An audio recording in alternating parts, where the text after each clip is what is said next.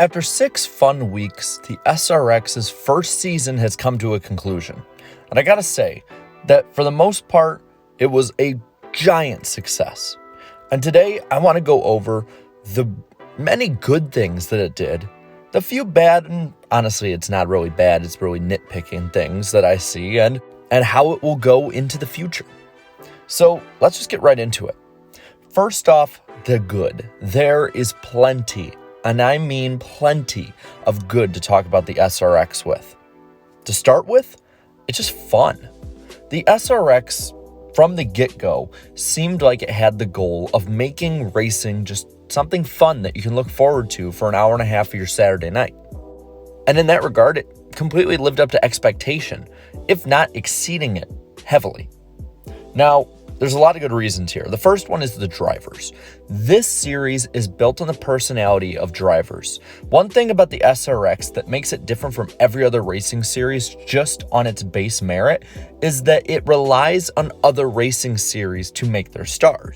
Guys like Tony Stewart, Helio Castroneves, Paul Tracy, all these guys took up plenty of airtime and were really, really fun people to watch on a weekly basis race against each other. The personalities right there were great, the star power was great, and the fact that all these guys and girls have great talent to their name. I don't think there was a single driver that raced in the SRX that didn't get to showcase how good they were at one point or another. And even if a driver didn't run up front a lot, something they would say, how they would act, how they raced against their competition would set them apart and give them a lot of airtime that, again, made it really fun for us fans at home to watch. And one really good thing about the drivers is the fact that this was kind of like the biggest what-if scenario of bringing drivers together since IROC. Listen, whether it's YouTube, the Marvel Cinematic Universe, or just daily conversations you have with your family and friends, what-if conversations are really fun.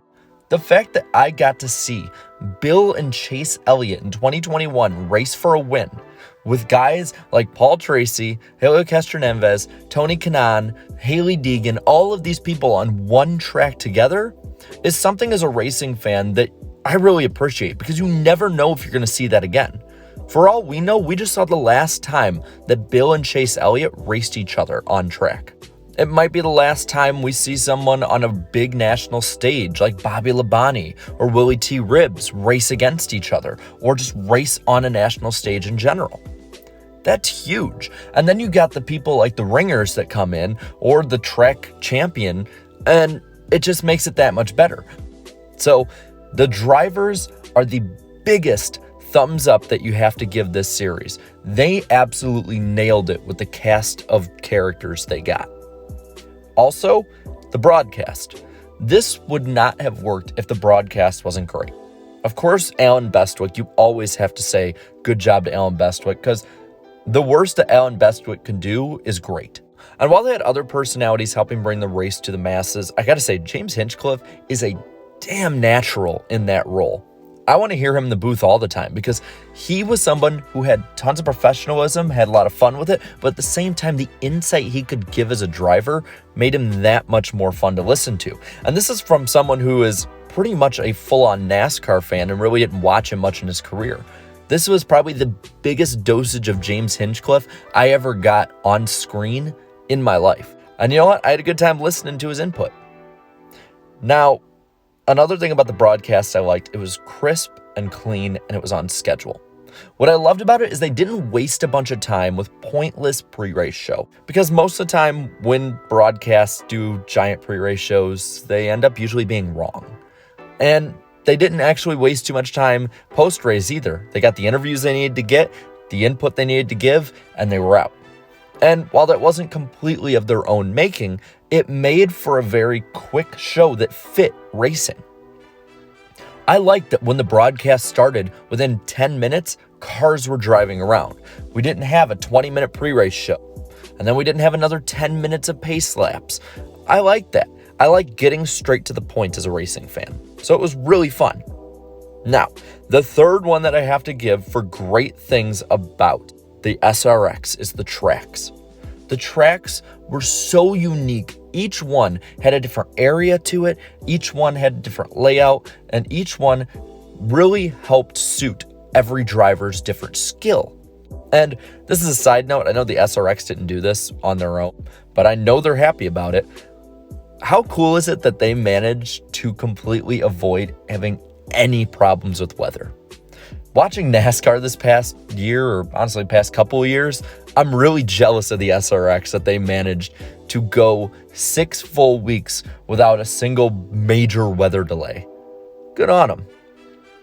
Now, another thing that was really good about the SRX is the fan experience. And this is something I learned this past week being at the Nashville Fairgrounds. The SRX listens.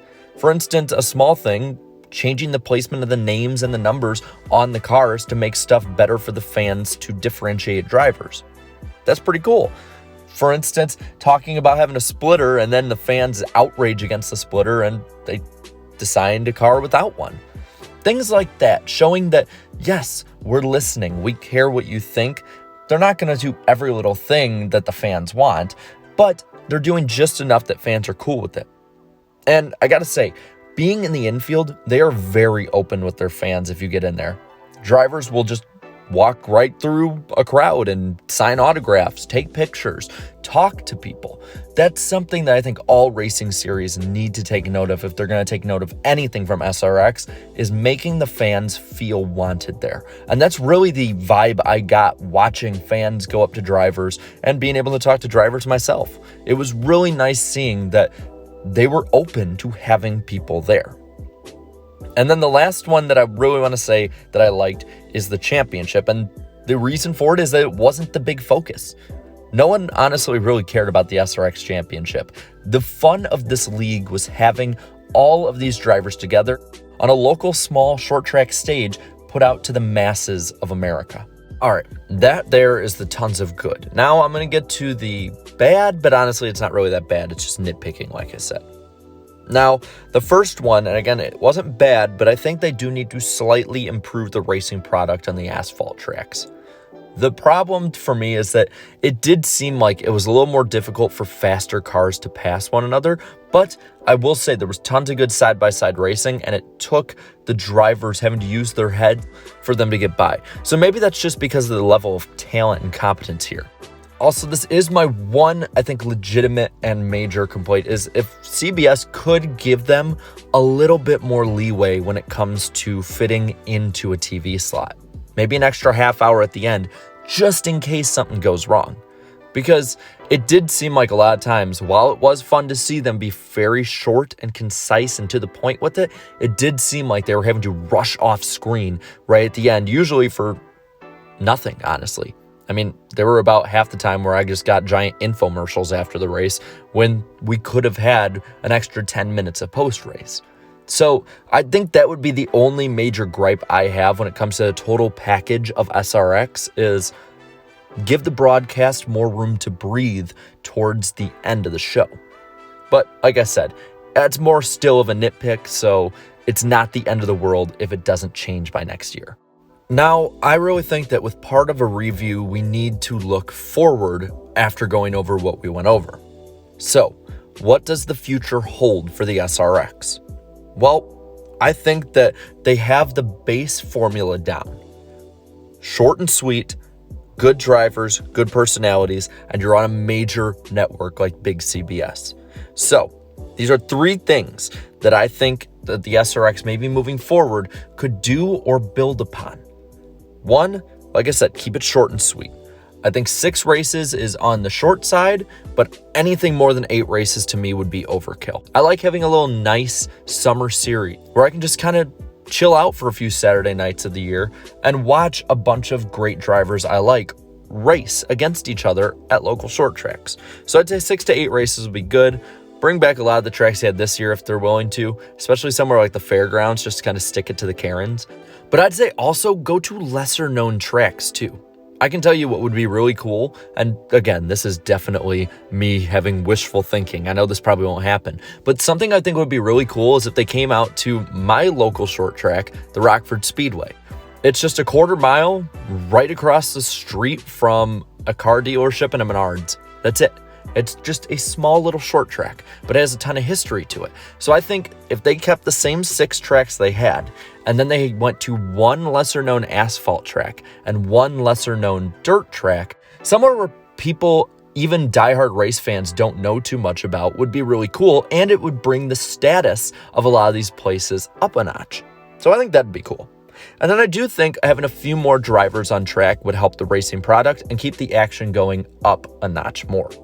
12 is still a good number, but I felt it was a little short. So maybe maxing it out at 16 or 18, maybe that would help. Maybe having 4 or 6 more drivers would make it even better. But if they don't choose to do that, honestly, it's not going to be the end of the world for me. Now, this is my one big stickler one that I really hope and as a fan want them to have moving forward. Stay on big CBS. Big CBS gets you out to a giant audience. I mean, Adam Stern literally reported this past week that frickin' John Madden was calling people up saying how cool this was. He wouldn't do that if it was on CBS Sports Network or Spike TV or whatever Viacom owns. So I really think that that's imperative here.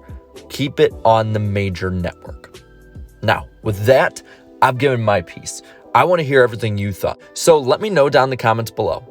What do you think about SRX? How much did you like it? Rate it out of 10, honestly. I think that would be a really cool way to do it. Out of 10, what is your rating for the SRX?